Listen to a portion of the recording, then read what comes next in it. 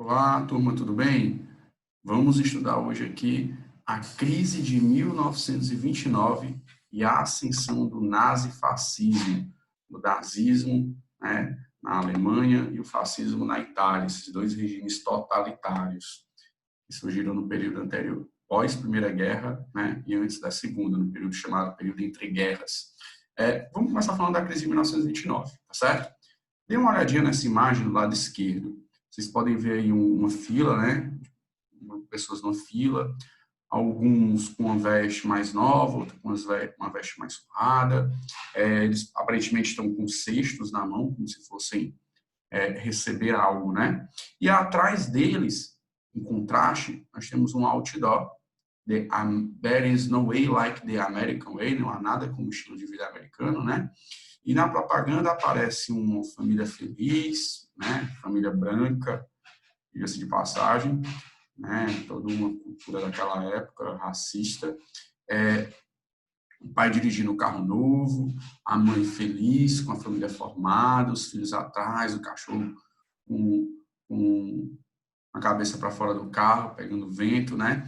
Retratando aquele estilo de vida norte-americano, tão almejado, né? Família com casa própria, com bens no lar, carro, né? Aquela coisa consolidada. Só que, em contradição, nós temos uma fila aí na frente, aparentemente, de pessoas desempregadas, como se estivessem passando por alguma necessidade e estivessem indo pegar algum atributo, né? Pegar algum donativo nessa fila. Estão com cestas na mão. Pessoal, o que acontece? E, né, a fila de desempregados, logo após a crise de 29. O que vai acontecer?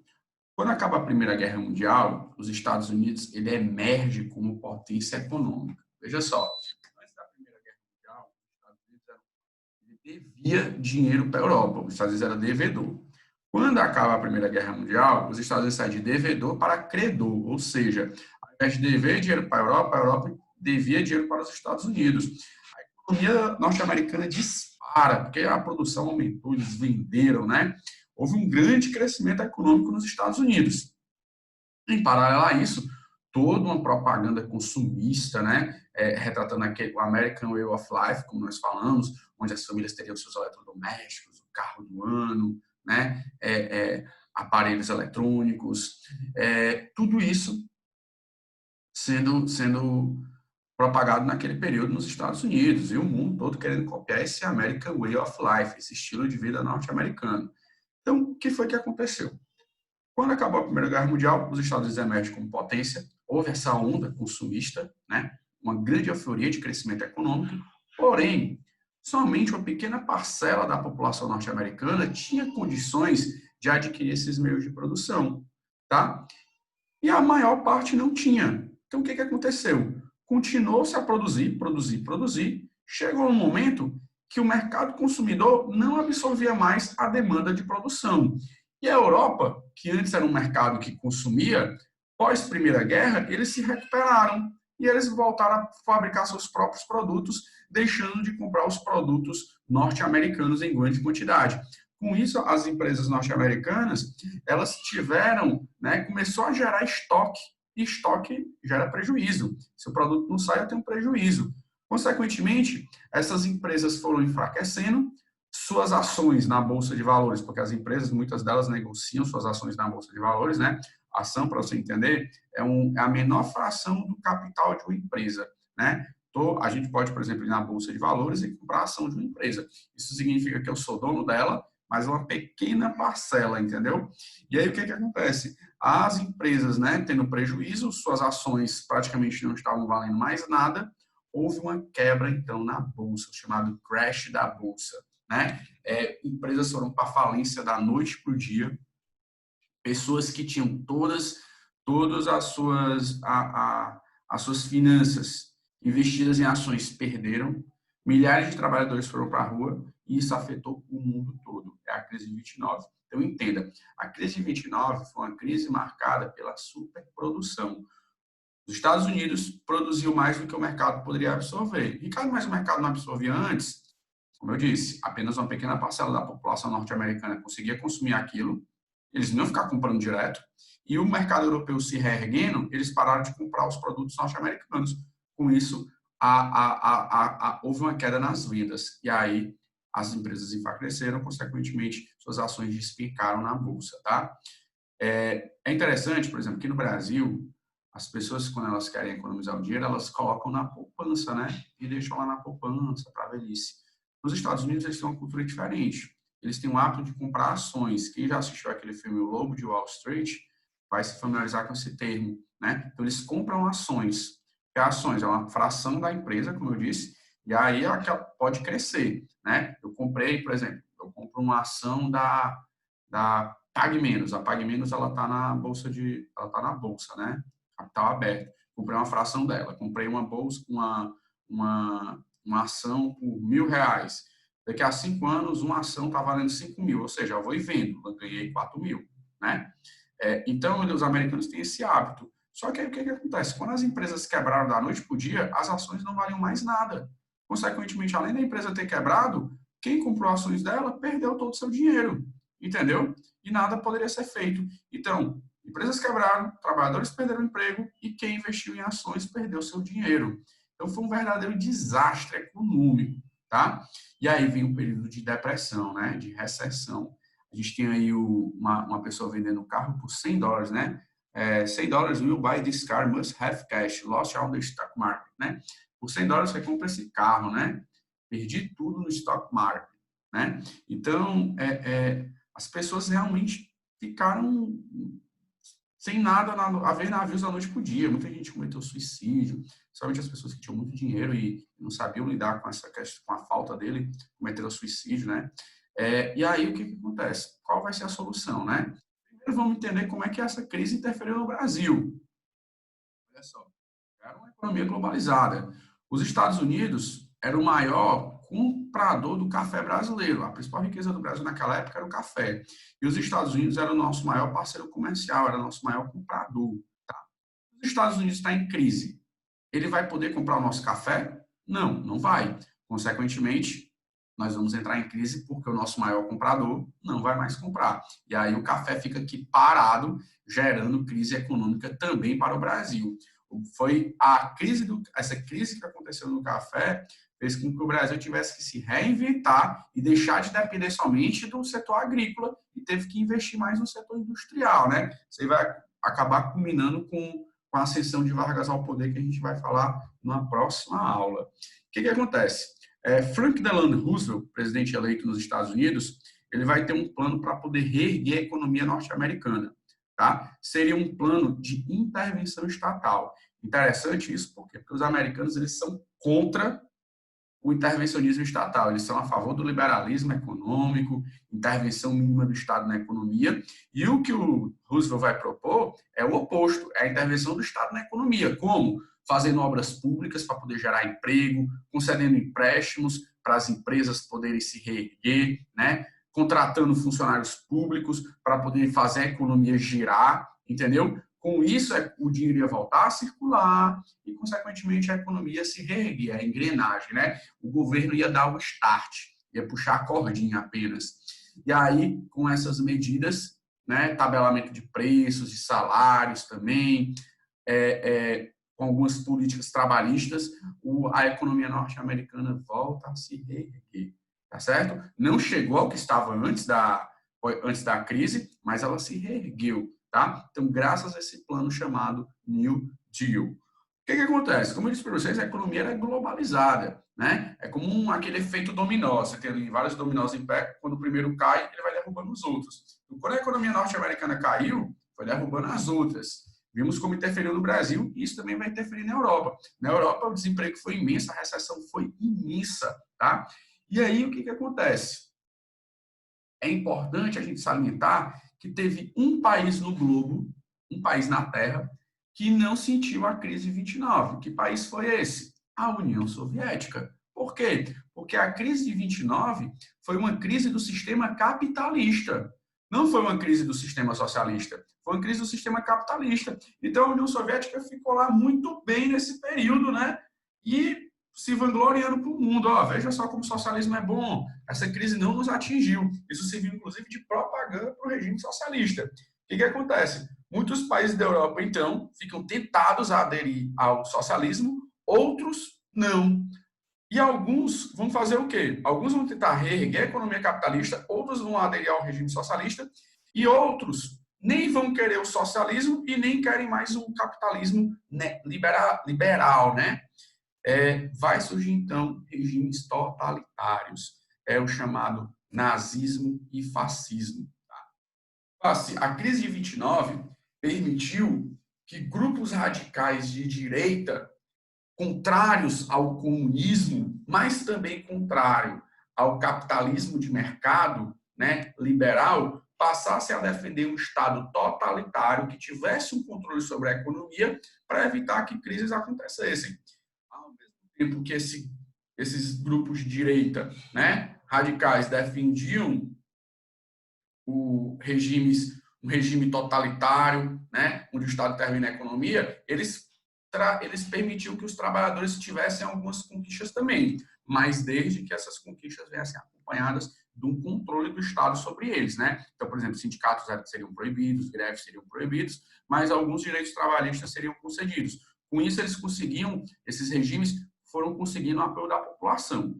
Um deles é o fascismo, surgiu na Itália, né? Seu fundador, Benedito Mussolini, que é esse ditador que vocês estão vendo aí com o braço erguido na direita, na imagem, tá? Mussolini, ele lutou na Primeira Guerra Mundial e ele estava, né, estarnecido com a crise de 29, com o que aconteceu na Itália, a miséria que aconteceu, o desemprego na Itália, a fome que as pessoas passavam. Chateava ele também o fato da Itália ter lutado na Primeira Guerra, mas isso não contribuiu para que ela tivesse um aumento nas suas colônias. E aí o que acontece? Benedito Mussolini, então, funda esse partido chamado fascista, certo? E defendendo, então, ele defendia um governo, quais as características do fascismo, né? Ele defendia um governo nacionalista, só que não é um nacionalismo de amor ao país, não, é um nacionalismo exacerbado, né? É um nacionalismo mais radical, onde tudo que fosse estrangeiro seria perseguido, não seria bem aceito, né? Uma exaltação exacerbada da pátria. Quem questionasse seria considerado um antinacionalista, né? Um traidor da pátria. Ele também, a ideologia fascista também era antiliberal, ou seja, anti o capitalismo liberal, onde o Estado não intervém na economia, mas também anticomunista. Então, onde é que ela entrava? Ela entrava no meio aí. Ela defendia o capitalismo, mas um capitalismo com intervenção do Estado e com algumas benesses para o trabalhador, tá? Até para poder evitar a impopularidade, mas com um forte controle sobre esse trabalhador. Defendia também um governo militar, um governo formado por militares e corporativista. Haveria controle da imprensa, não seria permitida a liberdade de expressão, tá certo? Benedito Mussolini, ele, naquela época, os partidos, pessoal, tanto na Itália como na Alemanha, era permitido que os partidos tivessem uma polícia própria. Os partidos podiam andar armados, já imaginou? Os partidos andando armados? Já imaginou isso aqui na última eleição no Brasil? PT, as pessoas do PT armada, as pessoas do PSDB armada, do PSL, que era o partido que o Bolsonaro antes faz a parte armada. O que é que não teria acontecido? Se sem arma já foi uma confusão, imagina com arma. Então, naquela época, era permitido os partidos terem armas, terem pequenos exércitos, né? Verdadeiras polícias particulares. E aí, o que acontecia? Tinha briga entre os partidos. E o Partido Fascista, como estava crescendo, e ele tinha um grupo militar, uma polícia bem forte, ele ia matando opositores, matando os comunistas, matando os liberais, né? Ia perseguindo, uma verdadeira violência. Em 1922, então, com esse exército fascista, ele marcha sobre Roma e toma o poder, tá? Fato curioso, vocês sabem o que é o Vaticano, né? O Vaticano é o menor estado do mundo, é o estado onde fica a igreja, a sede da Igreja Católica, né? Onde está o Papa. O Vaticano, ele é oficializada a criação do Vaticano através do Tratado de Latrão, tá? Durante o governo de Benedito Mussolini. Então, essas são as características do fascismo na Itália. Depois nós vamos falar do fascismo na Segunda Guerra Mundial, que aí é tema de outra aula. Lembrando, Benedito Mussolini só conseguiu ascender ao poder devido à crise de 29. As pessoas têm uma necessidade de querer um salvador, né? Eu vou falar disso, mas daqui a pouco eu vou falar também do Hitler. Esse bigodudo aí, com o dedo apontado para cima, né? É o Adolf Hitler. Adolf Hitler, interessante que ele não era alemão, ele era austríaco, ele também lutou na Primeira Guerra Mundial, tá? E ele, pós Primeira Guerra Mundial, tenta enveredar pelas artes, sem sucesso, e ele acaba ingressando no Partido Nazista. Ele não fundou o Partido Nazista, tá? Ele ingressou no Partido Nazista. E com a oratória boa que ele tinha uma boa oratória e gesticulava muito bem, ele vai ascendendo dentro do partido, né? Vai ascendendo no partido. Mas o partido era um partido pequeno. Quando veio a crise de 29, a fala do Hitler começou a ecoar com mais objetividade. As pessoas começaram a ouvi-lo. Ele falava, temos que fazer a Alemanha grande de novo, nosso país tem que recuperar a sua posição na ordem mundial, né? Temos que fazer esse país crescer, acabar com o desemprego, né? Culpava os judeus pela derrota na Primeira Guerra, disse que os comunistas eram um perigo, né? Não era o excesso de liberalismo levou a Alemanha àquela situação, e as pessoas começaram a escutá-lo e vê-lo como um salvador. Aos poucos, o partido dele foi começando a ganhar cargos, né? Foram ocupando cargos políticos, né? Ganhando nas eleições, no parlamento, e foi crescendo, foi crescendo. Assim como na Itália, na Alemanha, os partidos também podiam ter pequenas polícias, né? Pequenos exércitos particulares, e eles perseguiam seus opositores, até chegar a um ponto que Hitler chega ao cargo de chanceler, que é primeiro-ministro. Depois ele unifica o cargo de primeiro-ministro com o de presidente da Alemanha, e aí começa o chamado Terceiro Reich, no qual Hitler vai criar todo o culto ao redor da sua imagem, né, e defender os ideais da sua ideologia nazista. O que é que essa ideologia nazista tinha diferente da fascista, né? Ela era nacionalista, assim como o fascismo, antiliberal, anticomunista, militarista e corporativista, só que nós vamos acrescentar aí mais alguns ingredientes.